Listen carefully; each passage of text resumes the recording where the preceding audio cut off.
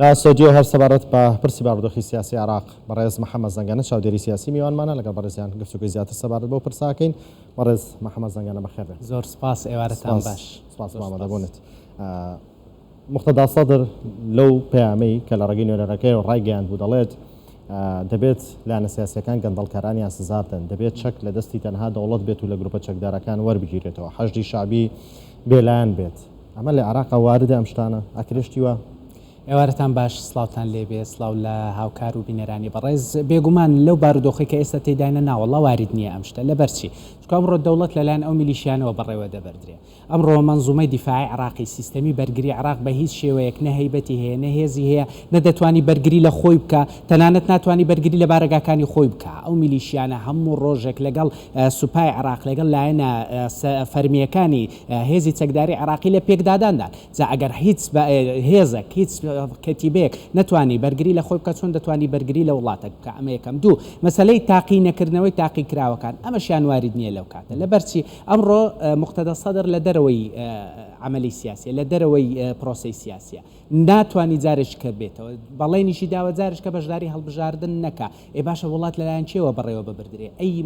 ئستحقاقاتی هەڵبژاردننی دەیدا، ئەمەشیان وارد نییە لەلایەکەوە. بەڵام بەڕاستی ئیجابیاتی لایەنە پۆزتیڤەکانی ئەم مزاهرەیە یاخود ئەم نوێژە بە کۆمەڵە ئەم نوێژەیە گرتووە لەوەدایەکە یەکەم هێزی لایەنی سەدری نیشاندرا بەڕاستی. دوو، وا نیشاندرا کە هەر حکوومەتێک ئەگەر ڕابگەیندرێ، ئەگەر تەشکیل بکرێت لەوانەیە 3 مانگ 4 مانگیش نەبات، چونکە بەم شێوەیە ئەمڕۆ دەتوانین وای دابنێن دەستپێکردنی عسیانێکی مەدەنی زۆر زۆر گەورەیە لەسەر ئاستی عراق. ئەمڕۆ دەتوانین بڵێ پێوتین دەوڵەت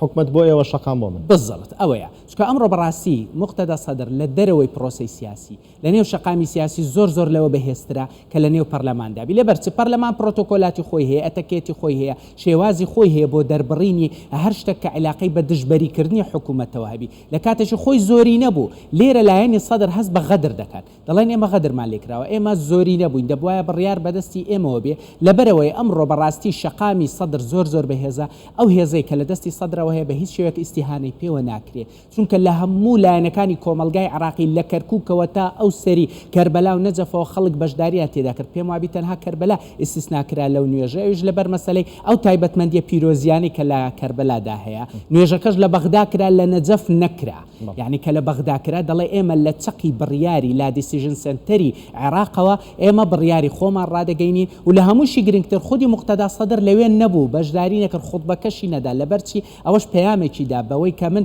ژیانم لە مەترسیدایە، ناتوانم لەنێ ئەو هەموو خەڵکەیە بەشدار بم، ناتوانم لەنێ ئەو هەموو خەڵکەدا قسەی خۆم بکەم بە بەڵگەی ئەوەی لە دوایین وتاری کە تەواوی نەکرد و کە زوێربوونی خۆی لە جەماوەری خۆی نیشاندا. دواتر ڕایگەیان من هەستم کرد مەترسی لەسەر ژیانی من هەیە. لەبەرەوە بەڕاستی ئەم نوێژەوی ئەمڕۆ ڕاگەیەندرا ئەگەر چی دروشمەکانی هەمووی دووبارە بوون، بەڵام پەیامێکی بەهێز بوو بۆ لاینی ئیتاری تەنسیقیا چوارچێوەی هەماهەنگی بەوەی کە بەبێ من ئێوە هیچ تایم پێ ناکرێت. عێراق گەشتوتە بارودۆخێک ئێستا کەس بە کەس ڕازی نییە. ڕاست چوارچێوی هەمانکی لە ناو خۆیان ناکۆکنین.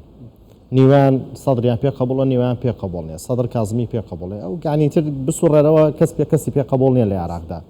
پێش دەژنیش زۆر ئاماژە هەبوون و چاودێرانی سیاسی زۆر باسییان لەوە کرد عێراق لە لێواری لێکترازانێکی تەواوە کەیتر لە دەست دەرچێ. پێتان وایە تر لە ڕۆژانی داهاتوو عێراق پێ بنێتە ئەو هەنگاوانە بنێ بەرەوە بارودۆخە؟ بەڕاستیەوە چاوەڕوان کراو بوو ئەویشیان لە لایەنی چوارچێوەی هەماهەنگیەوە. لەبەرچی بۆ نمونە هادی عامری بۆ چوونەکانی زۆر لە مقتەدا سەدرەوە نزیک بوو. هادی عامری خۆشی چەندجار ڕایگەیاند من سەرۆکایەتی وەزیرانم ناوێ. لەبەرچی بزانە لە دوای 2003ەوە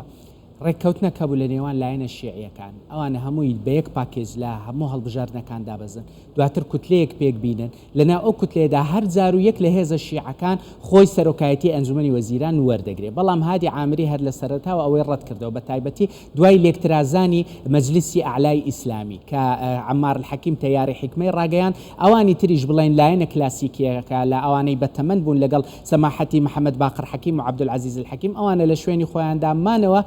جار بەناوی بەدر یا بەناوی فەتحەوە ئەوان حزبەکەی خۆیان و کوتلەکەی خۆیان پێکینە ئەم جارەیان نۆبەتی ئەوان بوو بە دلیلی ئەوەی عادل عەبدولمەهدی خۆی بوو بە سەرۆک وەزیران بەڵام دواتر نیان هێش ساڵێک بەردەوام بوو ئیتر ئەو لێکترازانە ڕوویدا ئەو لێکترازانەش بەڕاستی سەبەبکاری یەکەمی بەرهەڵستکاری موقتەدا سەدر بوو بەوەی کە ناکرێ حکوومەت بەو شێوەیە هەڵبژێردرێ موقتەدا سەدریش ئیستیغلالی جەماوەری خۆی کرد بەڵێ ئەو لێکترازانە هێواش وا ڕوودەدا لەبەرچی لەبەرەوەی یەکەم وەکەوەی گوتم لایەنی هادی عامری ئەو تەڕەفی کە هادی عامری سەرۆکایەتی یەکە بۆ چوونەکانی لا موقتەدا سەدرەوە نزیکە ئەوانی تر بە تایبەتی میلیشیاکان قەیس الخەزعەلی خۆ بەشێک بوو لە سەدریەکان خۆی لێیان ترازاو بوو بە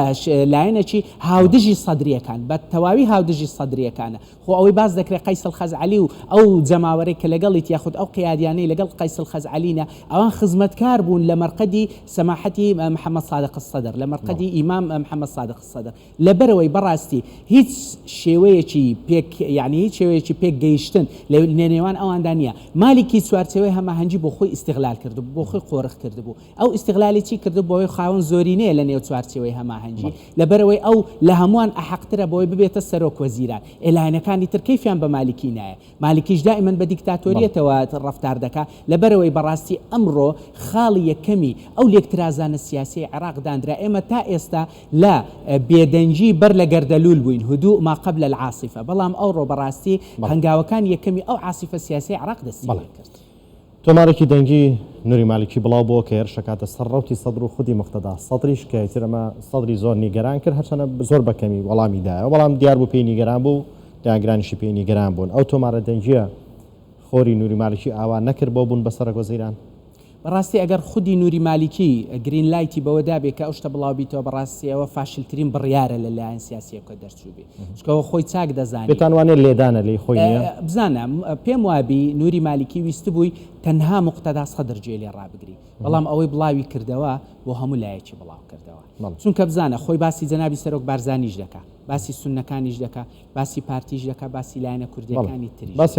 باسی هەمویان دەکات بە شێوەیەکی گشتی پێشی ئەو ماوەیەش لە تۆمارێکی ڤیددیۆیی مالیکی خۆی دەڵێ شیعەکان بە تایبەتی سەدریەکان و مەجلیسی ئەعلا پرۆسەی سیاسی عێراقیان تێکدا خۆشی شیعە بەوە تۆمەتبار دەکات کە پیاوی سیاست نین کە پیاوی دەوڵەت نین کەواتە بڵێ ئەو شتانە لەلایەن خۆیەوە جار بەجار ئەو لێدانانە هەیە بەڵام ئەوەی بڵاوی کردەوە بۆ هەموو لایەکی بڵاو کردەوە ئەوە بۆ هۆکار لە لێدانی مالیکی ئەوە یەک دوو تۆ تەماشای کاتەکە بکە یعنی هاو تەریببوونی کاتی بڵاوکردنەوەی ئەم تۆمارە دەنجە لەگەڵ نوێژە یەکگرتووەکەی سەدریەکان کەواتە ئەوەی بڵاوی کردەوە کۆنتاکتێکی لەگەڵ سەدریەکانە هەیە کۆنتاکتێکیشی لەگەڵ مالیکی هەیە و دیاریشە بە چ شێوەیەک و ئەو لەچێ ئەو لە دەرەوەی زیانمەند نوری مالیکی بزەبت زیانمەندی گەورە نوری مالیکی علی فازڵ ئەوەی بڵاو کردەوە ئەو تۆمارە دەنجەی بڵاو کردەوە لە دەرەوەی عێراقا یعنی لەناو عێراقەوە نییە چکە بەڕاستی بە پێی یاسا ئێستا ئەمڕۆ نوری مالیکی دەتوانی داوای یاسایی لەسەر علی فازڵە بەرز کاتەوە بڵێ باشە ئێمە قسەیەکی لابەلامان دەکرد بە چه حەقك بە چ شێوەیە کە تو بڵاوی دەکەی ئەو قسەی لەگەڵ ئەوە کردو یان لەگەڵ کەسی لەگەڵ کەسانی تر بەڵام بۆ علی فازڵ نێردراوە چکە علی فازڵ لە عێراق نییە لە دەرەوەی عێراقا و چەند مانجێ یعنی زیاتر لە ساڵەکە ئەو لە دەرەوەی عێراقا لەبەرەوەی یەکەکە لەو چالاکوانەی کە بەرگری لە تشرینیەکان دەکرد ئیتر ئەویان وەکو دەرفەت قۆستەوە هەتا یەکسەر بڵاوی کاتەوە ببیتە هۆکارێکیش بۆ ئەوەی ڕۆژێک لە ڕۆژان بگەڕێتەوە عێراق و دەست بە کاری سیاسی خۆی چالەکی سیاسی خۆی بکاتەوە بڵێ ئەم شتە بەڕاستی بوو بە پشکانێک بۆ مالیکی ڕاستە تا ئێستا لایەنی کوردی بۆ نمونە نە جەنابی سەرۆک نا پارتی دیموکراتی کوردستان نە مەکتەبی سیاسی پارتی هیچ وەڵامەکی نەدایتەوە لەبەرچی چکە پارتی سەیری عمقی پەیوەندیەکە قوڵایی پەیوەندیەکە لەگەڵ حزبی داوە دەکات پارتی تا ئێستا ئەوە لە بیر ناکە کە سەماحەتی محەممەد باقر السەدر یەکێک بوو لەوانەی کە خۆی دامەزرێنەری حزبی داوەیە یەکێک بوو لەوانەی داوای چارەسەریەکی ئاشتیانەی کێشەی کوردی کرد لە عێراق ئەوەشیان بەڕاستی لای پارتی زۆر گەورەیە زۆر ڕێزی لێ گیراوە کەواتە پەیوەندی پارتی حزبی داوە لەسەر قسەیەکی نوری مالیکی ئەوە تێک ناچی چکە نوری مالیکی ئەمڕۆ سەرۆکایەتی داوە دەکات بەیانی دووبیانی ڕەنگە نەمینێ بەڵام بەڕاستی لایەنی سەدری هیچ کاتێک ئەو شتە لە بیر ناکات تا دوایین ڕۆژی مەرجی سەدام و لە سێدارەدانی سەدام سەدریەکان هەمیشە داوای تۆڵەیان دەکردەوە تەنانەت ئەگەر بێت و بەدەستی ئەوان بە خۆیان لە سێدارەیان دەدا و بە تایبەتیش باشت پێ بڵێم نوری مالیکی تەیارەکەی زۆر جیاوازە لە سەدریەکان نوری مالیکی زیاتر بەرەولای حزب اللهی لوبنانیەوە دەڕوات چکە خۆی و ئەبوو مەهدی المهندس ئەوانە بەرپرسی اختیالات بوون بەرپرسی کوشتن و تیرۆرکردنی ئەو بەرپرسە بەعسیانە بوون کە لە لوبنان و لە سووریا و لەو شوێنانە بوون کە تێیدا دەبیندران لەبەرەوەی لەگەڵ سەدرەکان بە هیچ شێوەیەک یەک مێز کۆیان ناکاتەوە لەبەرەوەی بەڕاستی ئەمڕۆ دەتوانم بڵێم براوەی یەکەم سەدرە زەرمەندی یەکەم مالیکیە بەڵێ لەنێ چوارچێوی هەمانکی وەکو خۆت باسیشە کرد هادی ئامری دەڵێ من خۆم کاندید ناکەم بە پۆستی سەرۆکوەزیران گەر کەسی یەکەم لە عێراقدا لە نێو لایەنە سیاسیەکاندا خۆی کاندید نەکات پێتان وانە کەسی دووەم لە ئاستی نێودەوڵەتی و لە ئاستی هەرێمەتی کەس حسابی بۆ بکات و ئامادە بێ پاڵپشتی بکات تا ئێستا تەنها کازمی ئەو شتەی هەبووە کازمی خۆ نە سەرۆکی حزبە و نە پەیوەندی بە حزبێکی هەیە و ناخۆی شیوعی بوو کەسێکی چەپڕە بوو و زۆر لە بڵێن ئەوانەی کە شیوعیە کەونەکانمون لەگەڵی کاریان کردووە زیاتر لەگەڵ UN و ئاژانسەکانی UN کاری دەکردو لە ڕووی نێودەوڵەتیەوە ناسرااو بوو بەڕاستی یعنی ئەو تەنانەت لەسەر مەسلەی بە دیکۆمنتکردنی ئەنفال و تاوانەکانی ئەنفال زۆر لەگەڵ بەرپرسە کوردەکانی خۆشمان کاری کردووە تەنانەت زۆر لە هاوکارانی خۆمان ئەوانەی لە ڕاگەیاندن ئەوانەی کە سوکاریان ئەنفال کراو بوون ڕۆژێک لە ڕۆژان لەگەڵ کازمی دادانیشتن و قسەیان لەگەڵ کراوە و دیمانەشیان لەگەڵ کراوە ئەوەیان تەنها بۆ کازمی دەژمێردرێ بڵێ ئێستا زۆر لەو ناوانەی کە یعنی بڵاو دەکرێنەوە باس لە محەممەد شیع سوودانی دەکرێت محەممەد شیع سوودانی وەزیر بووە بەڵام ئەو ناسیاویە نێودەوڵەتیەی نەبووە باس لە عەبدولحوسێن عەبتان دەکرێت عەبدولحوسێن عەبتان ئەو وەزیری لاوان و وەرزش و لاوان بوو ئەو ناسیاویەی نییە لەبەرەوەی بەڕاستی ئەمڕۆ ئەگەر کەس یەکەم نەبێتە سەرۆک وەزیران ناتوانێت کەسایەتیەکی دیکەی بە وەزنی کازمی دروست بکرێتەوە جارێشکە بەڵێ ڕەنگە کەسانی تکنۆقراتمان هەبی بەڵام ئەوانە لە دەرەوەی وڵاتن ناتوانن بە عقلەتی دەرەوەی وڵات عێراق حکوم بکەن بەڵام یەک شتی هاوبەش لە نێوان هەموواندا هەیە بەداخەوە هەمویان هەرچی باش بن خراپ بن لە دژایەتیکردنی هەرێمی کوردستان یەکگرتوون لە دژایەتیکردنی ئەو شتانی کە هەرێمی کوردستان دەیەوێت ئەوان لەسەر ئەو ڕیتمە و لەسەر ئەو ڕێچکەیە دەڕۆن لەبۆیە بەڕاستی ئێستا تەنها ئەگەر ئەمریکا و ئێران خۆیان هەڵبقورتێنە ناو بابەتەکەی چۆن کاتی خۆی مالیکی کەسێکی ون بوو کەسی دووەم و سێیەمی حزبەکەی خۆی بوو ئەو کاتی ئیبراهیم جعفەری سەرۆکی حزبی داوە بوو بەڵام بە یەک دیمانەی نێوان خۆی و خەلیلزاد کرا بە سەرۆک وەزیران خەلیلزادیش گوتەوە هەڵی گەورەی ژیانم بوو کە نوری مالیکیم هەڵبژات بە سەرۆک وەزیران هەروەها کازمی بە نەفسی شێواز بەبێەوەی هیچ ڕێککەوتنێک لە نێوان لایەنەکاندا بکرێ لە ناکاو ئەوانە سیاسی سوتفیان پێدەگوترێ بەڵام لەو بارودۆخەی ئێستا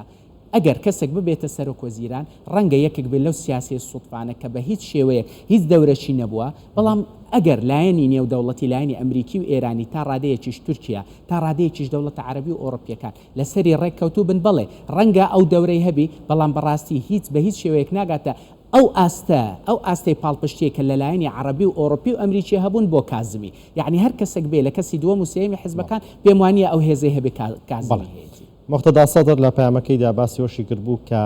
دەبێت حەشی شعبی دوور بخرێتەوە لە پرسی بازرگانی و کۆمەڵی پرسی دیکە دەکرێت ئەمە چارەسەر بێت لە عێراقا حەجی شعبی ئەمڕۆ دوو بەشەکیان لە سەر با سیستەمی بەرگری عێراقا کە لەلایەن سەرۆک وەزیرانەوە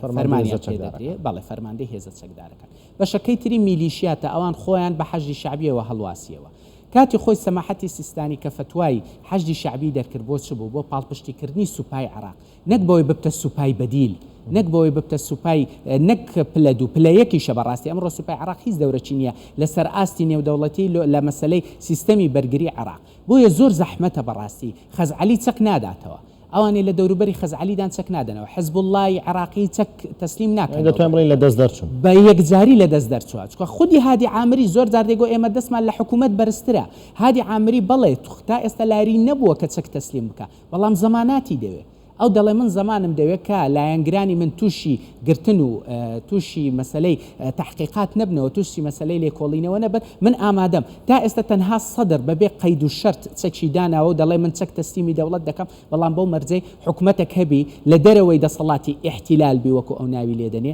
ئەمریکا تحکومی پێوەنەکە کۆنتڕۆڵینەکە لایەنی نێودەوڵەتی یاخود لە لایەنی ئیقلیمی هەرێمی تحکومی پێوەنەکە من ئامادەم لە هەر کاتێکی چەک تەسلیم بکەم بەڵام لێرە شتێکی تر هەیە بەڵام ئەویش سەرایە سەلامی هەیە کە تا ئێستا ئامادە نییە تەسلیمی تا ئێستا بڵێ ئەوە وەکو وتم ئەویش دەڵێ ئەمن زمانم دەوێت بەڵام مشکلەکە لەوەدایە ئەوان دەیانەوێت مشکلەکە وێنە بێسیقیەکە لە عێراق هەمووی داوای زەمان لێکرێتە بەڕاستی قەیرانی متمانەمان هەیە ئەمڕۆ لە عێراق گرفتەکەش لەوەدایە ئەوانێک کە قەیرانی متمانەیە لە نێواندا هەیە لەسەر یەک شت ڕێک دەکەون دەسوڕێنەوە سەر پێشمەرگە ئەوان تا ئێستا وەکو میلیشیا سەیری پێشمەرگە دەکەن بەداخەوە خۆ دیارە دەستور دانی بە پێشمەرگەداناوە بەڵام نەدانی بە بەدرناوە نەدانی بە حەشی شعبی دانا حەشی شعبی دوای دەستور پێکات ئەوە ئاساییە بکرێتە بەشێک لە منزومەی دیفاعی عراقی بەڵام ئەوە ڕێچکەی یاسایی خۆی دەوێت لە بۆیە بەڕاستی ئەمڕۆ ئەگەر بڵێن ئێمە چەک دەدەینەوە دەڵێن باشە دەبێت سەرایەی سەلام و دەبێت حزب الله دەبێت پێشمەرگەش چەک بداتەوە لەو کاتی هەموو مەسەلەکان بەرەو هەرێمی کوردستان دێتەوە خۆ ئانیش لەمە باشتر خۆیان دەستوریان نووسیوە و دەستور بە زمانی عەرەبی نووسراوە و دیاری شەوازەحیشە مەسەلەی تەفسیرات یاخود شیکردنەوەی یاسایی دەستور و بەندەکانی دەستور چۆنن لە بۆیە بەڕاستی لەو کاتە و لەو ئان و ساتەدا لەو سین و بینێک کە دەکرێت زۆر زەحمەتە بەڵکو مەحاڵە چەکی ئەو هەموو میلیشیاتە بدرێتە دەوڵەت بەڵێ گۆڕانکاریەکان لە عراقدا ڕەنگە خێرابن ئەوەشی کاریگەری هەیە لەسەر عراق خودی تەنها ناو عراقیان خۆیانی کاریگەری هەرێمی و وڵاتانی نزیک و دووریشەیە سەدریش لە پامەکان ڕابرات چەند جارێک باسیەوە کردبوو دەبێت دەوڵەت حکومەتێک دروستکەی نە ڕۆژهەڵاتی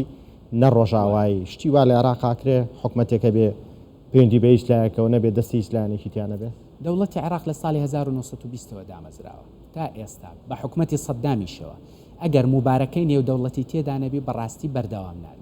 بەردەوام نەدەبوو بەردەوامیش نابی زۆرترین حکومت کە بەردەوام بوو حکومەتەکەی سەدام بوو ئەوەش لایەنی ئەمریکی لەسەر ڕێک کەوتبوو لایەنی ئێرانی 8 ساڵ شەڕی لەگەڵ کرد و دوای قەناعەتی بە ئەمری واقع هێنا لایەنە عەرەبیەکان تا ساڵی 91 تا ساڵی 90 ببوورە لەگەڵ سەدام بوون و پاڵپشتی سەدامیان کرد لایەنی ئەوڕۆپی هیچ مشکلیان نەبوو ئیتیحادی سۆڤێتی هیچ گرفتەی لەگەڵ سەدام نەبوو کەواتە زۆرترین حکومت کە لەو ئان و ساتەدا بەردەوام بۆش لە بە مەسەلەی کوردیش بوو بەڕاستی تا وەکو ئەوان دەڵێن تا لێکترازان لە نێو عێراقدا ڕوونەدا بۆیە حکومەتی بەعەس تا 2003 بەردەوام بوو بەڵام ئێستا هیچ حکومەتێک بەردەوام نابی ئەگەر بە فلتەری ئێرانی و ئەمریکیدا تێنەپەڕی فلتەری تورکیش ڕۆڵی خۆی هەیە ئەگەر چی ڕۆڵەکەی وەکو لایەنی ئێرانیەوە نییە بەڵام ئەوان دەتوانن پاڵپشتی لایەنی سونە بکەن ئەوان دەتوانن ئامۆژگاری بە لایەنی سونە بکەن یاخود لایەنی سونە دەفع بکەن بۆ ئەوە یا بەشداری بکەن یا بەشداری نەکەن یاخود لە هەر شێوەیە لە هەر کاتێک بە هەر شێوەیەک هەڕەشە بە جیابوونەوە بکەن لە پرۆسەی سیاسی عێراقی لێرە تەنها لایەنی کوردی کەس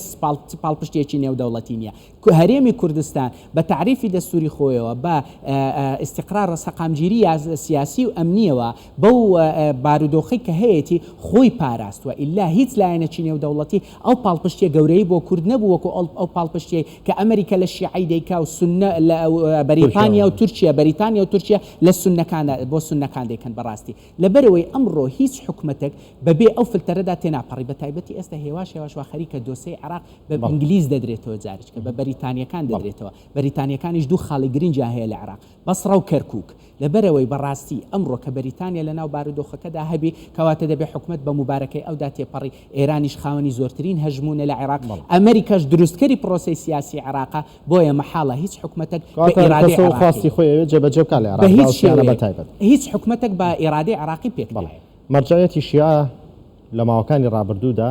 با بڵێن نزیکی ساڵێک پێش ئێستا لانی کەم هەینیان گوتارێکیانە بۆ قسەیشیانە بوو بەڵام نزیکی ڕەنگە 9 مانگیش بێت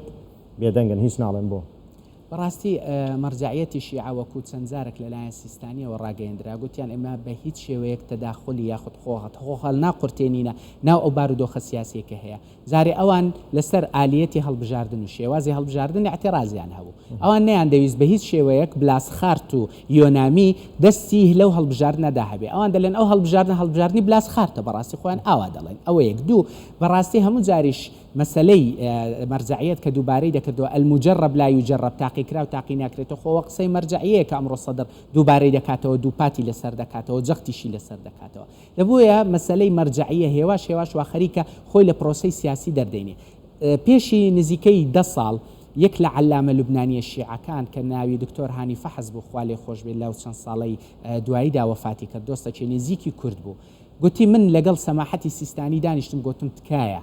ئێوە مەرجعیەت لە سیاست دوور بکەنەوە مەرجعیەت کاریوی تەنها ئاینە تەنها ڕێخستنی مەذهبە تەنها ڕێخستنی حوزەیە هیچ پەیوەندیەکی بە سیاستەوە نییە یخۆ سەماحەتی محەممەد صادق سەدریش دەیگوت بە هیچ شێوەیەک ئێمە ناچینە ناو حزبەوە ناچینە ناو سیاستەوە ئەویش هەمیشە دەیگوت من تەحەزە بە خان کەواتە ئەوەی بچێتە پاڵ حزبێکەوە کەواتە خیانەتی کرد لەبەرەوەی ئەم ڕۆوا دەبینین کە مەرجعیەت هیچ هیوایەکی بەو بارودۆخەدا نەماوە بە تایبەتیش خودی مەرجعیەت لە ژێر هەڕەشەدایە سەدر داوا دەکا مەرجعیەتی شیعەی عێراق بەدەستی ئەوانەوە بێ بەدەستی لایەنی سەدریەکانەوە بەدەستی عائیلەی سەدرەوە بێ بێ لەبەرچی خۆ دیار بوو کاتی خۆی خودی ئێران دژایەتی محەممەد سادق السەدری دەکرد لە بەرەوەی ئەو داوای عروبەی مەرجعیەتی شیعی دەکرد عێراقی بوونی مەرجعیەتی شیعی دەکرد کەواتە لێرە شیعەکان مەرجعیەتی شیعە لە نێوان هەڕەشەی ئێران و لە نێوان هەڕەشەی سەدردایە بۆیە ناتوانانی بە هیچ شێوەیەک نەقسە لە بەرژەوەندی ئێران بکە نە لە بەرژەوەندی سەدردا بکە ئەگەر جار بە جاریش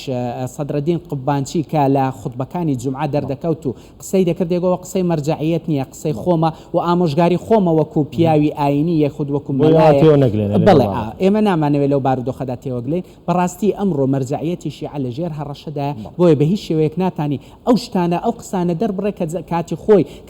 کاتی خۆی کە لایەنی ئیطاری تەنسیقی خۆی کۆنتڕۆلی بارودۆخی سیاسی عراق کردبوو ئەمڕۆ لایەنە سەدریەکان بەهێزن لایەنی سەدریش بەڕاستی ڕەحم بە دوژمنانی خۆیان ناکەن کەسێکش لەگەڵیان نەڕوە ناتوانن بە دۆستی حساب بکەن بۆیە بەڕاستی ئەمڕۆ مەرجعیەتی شیعە لە بارودۆخەکی زۆر ناسکدایە ناتوانانی خۆی هەڵبقورتێنیتە ناو سیاسی. بەڕێز محەممەد زەنگەنە چاودێری سیاسی لە ستۆدیۆ میوان بوو. سپاس بە ئامادەبوونت.